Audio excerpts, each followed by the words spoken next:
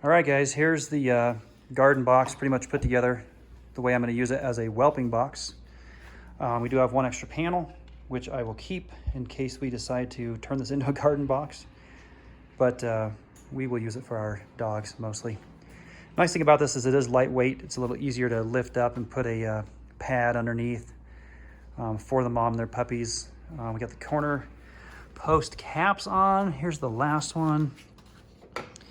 And then seriously, this took about 5.5 minutes to put together. This is super easy.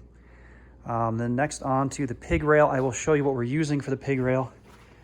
This is actually ground drain material that you would use in a pool area.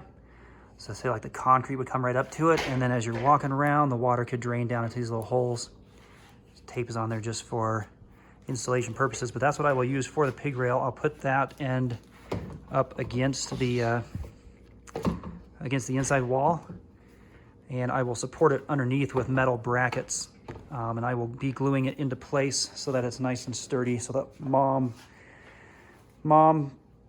can't knock it off, and if me or my kids get in there with the puppies, it won't break off the sides. Then we'll have to obviously cut it and notch it to fit in over the corner posts. But this does make a very nice finished product. So stay tuned. All right, so we're gonna measure for the pig rail. I like to have the pig rail 4 inches from the ground. There may be some other school of thought there, but we've tried some different heights, and 4 inches seems pretty good, just to give the puppies a place to get away from their mom if she decides to lay down on them or lay up, squeeze them against the wall or something. So I just make about 3 marks here, just to know where the bottom of the rail should be at 4 inches. These will be covered up by the rail itself, and I also like to fill this with silicone sealer, so it's a nice finished look. You'll never see these marks, but that's where it's going to be. First measurement to cut the pig rail is going to be the full length, which I've got here at 44 inches and 3/16. So I'll be cutting it at 44 and 3/16, and I'm going to be notching out the corners so that pig rail can fit nice and snug up against both walls. All right, first cut.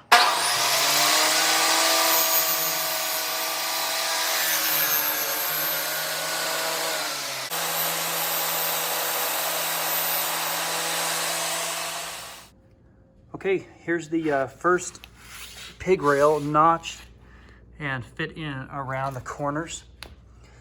And it's just lined up right on my little 4-inch marks so that I know the bottom is 4 inches from the bottom of the whelping box. And what I'll do now is I will put some, I'm gonna use some Gorilla Glue. That's like Gorilla construction adhesive. It's actually white, so that if it comes out, it will be, I don't know, kind of hidden on there. And that will be my initial connection point to the whelping box. And then I will actually use a couple of metal L brackets to support the bottom edge, and a larger metal angle bracket to connect the corners of the pig rails. So when it's all said and done and together, it's a pretty sturdy pig rail that won't break off if someone steps on it or sits on it while they're in there with the mama. All right, this is what I'm using to give the initial connection from the pig rail here to the whelping box. It's a Gorilla heavy duty construction adhesive. Works on multiple surfaces.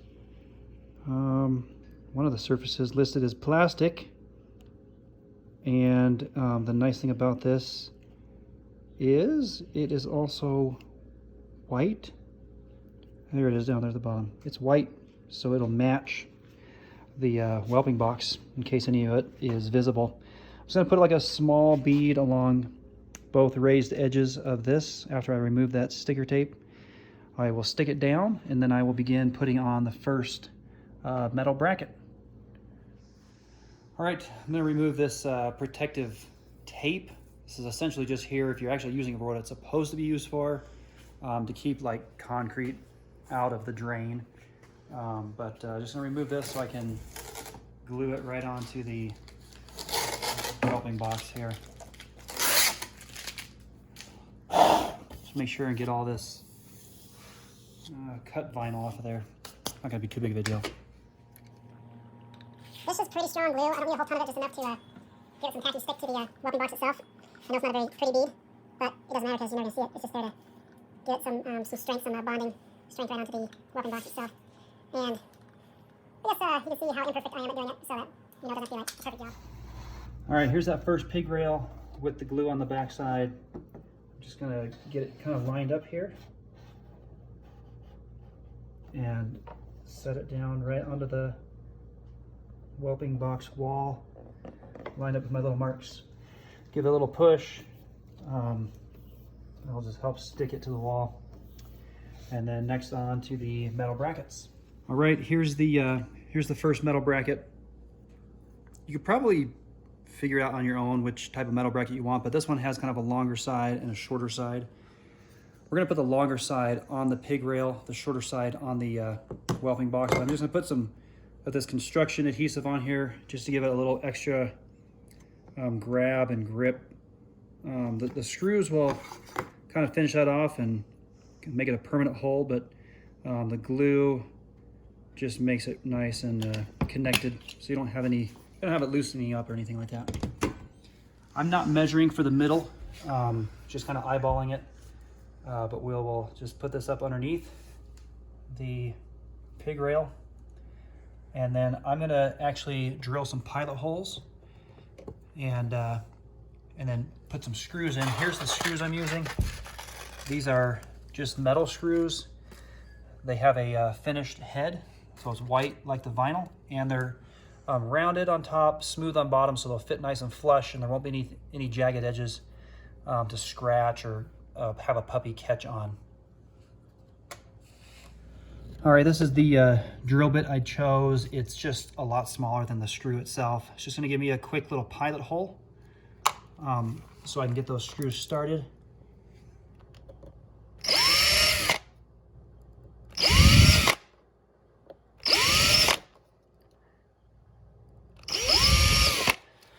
And the way this pig rail is made, which is not really, it's a drain, but these ones aren't gonna touch. It's just gonna be these outside edges, so I'm just gonna drill holes there.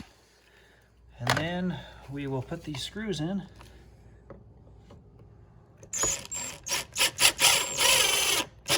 There's no need to over tighten these. Just snug is all you wanna do.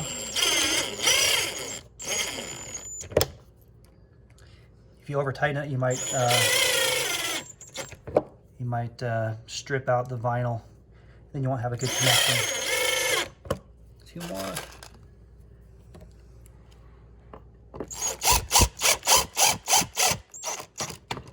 That snugs it up nice so that construction glue can take hold.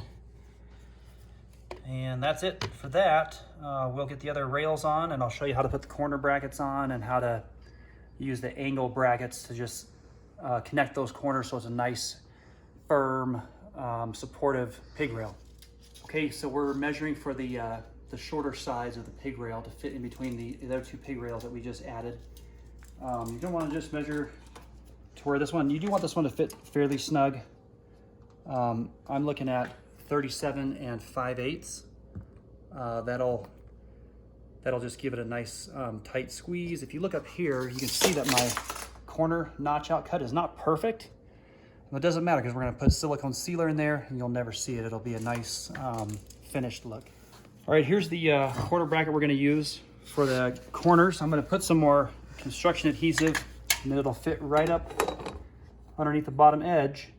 I'll screw that in as well, and that's going to support the corners. When that's all done, I've got another metal angle bracket that I will put attached here up to underneath, so that'll support the corners to the whelping box itself.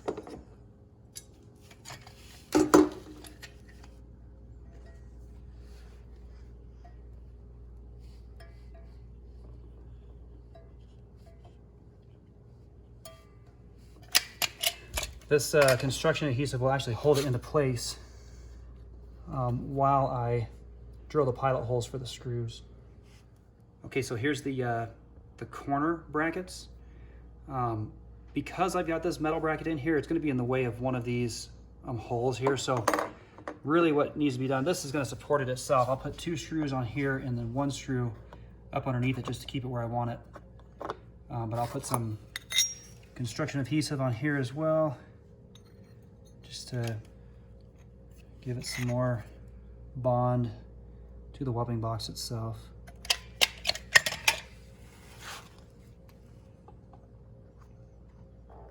And then pilot holes, 3 screws on this one. Okay, this is what the underside of the pig rail looks like. You may think this is overkill for support, but I know how things work at my house with myself and my kids getting in there with the mom and the puppies to help out. And I just don't want this thing falling off in the middle of having puppies. There's the corner supports. Those are the corner brackets to hold the 2 rails together in the corners. And then just another support in the middle of each rail. It seems to be pretty sufficient. Makes the box very sturdy, so there's no loose wobbliness to it. The other thing is this is a permanent connection. This is not something that we're going to take off later to make more room in the whelping box. But we've had many litters, and in our experience, it's not necessary to have a removable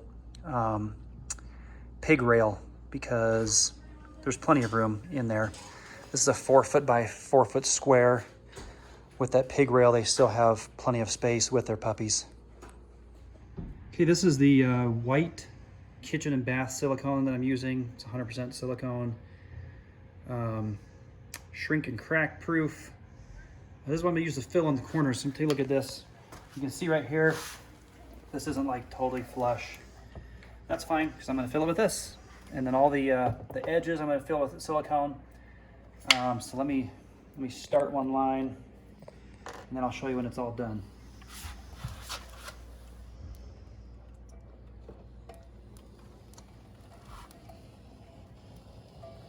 Let me show you how I smooth it out too, just so there's nothing surprising here.